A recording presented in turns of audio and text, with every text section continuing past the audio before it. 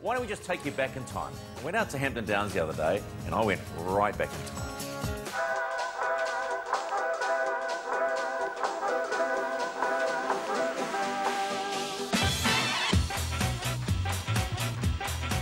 The cars may be old and the drivers may have seen better times, but the annual gathering of vintage and pre-1960 racing cars at the Roycroft Trophy race meeting at Hampton Downs was more than nostalgia, it was about racing.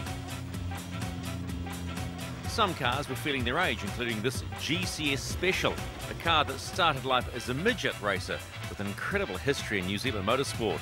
It won every New Zealand motor racing event, bar the Lady Wigram, the only one it didn't get, but in 1952-53 it held the New Zealand Beach Racing Championship, Road Racing Championship, Hill Climb Championship and the Circuit Racing Championship, so it was a pretty successful racing car. One of the more beautiful cars was the RA4, a New Zealand-built racer.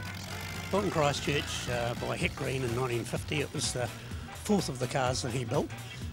He was a prolific builder and was a very good racer too, although he never really finally developed anything because he had another project on the go, so the one currently in use sort of got put to the side, and it was so far ahead of its time because it had a rear engine. Nothing in those days had an engine in the rear.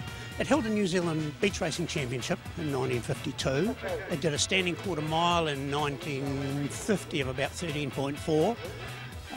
It was pretty quick. It's a handful because it's got no diff, it's a live back end, so it's like driving a huge go-kart. You've got to power it through the corners, and it's as noisy as hell, as you obviously heard. The suspension is quite unique. The front suspension is rubber bands. I get all sorts of comments about that. And the rear suspension are the tail struts off Kitty Hawk fighter planes. You see, after the war, there was all sorts of war surplus stuff about, and they bought the stuff and utilised it wherever they could. The star of the show, though, the Type 35 Bugatti, owned by Terry Roycroft and his family. A priceless piece of motorsport art. My father bought the car in the early 50s and he raced it for a short while with the Bugatti engine. It's a 1925 Bugatti, so it was very obsolete at that time. So he used this car briefly, but it wasn't good enough. So he had a Jag engine and he took the very extravagant step of putting it in this car.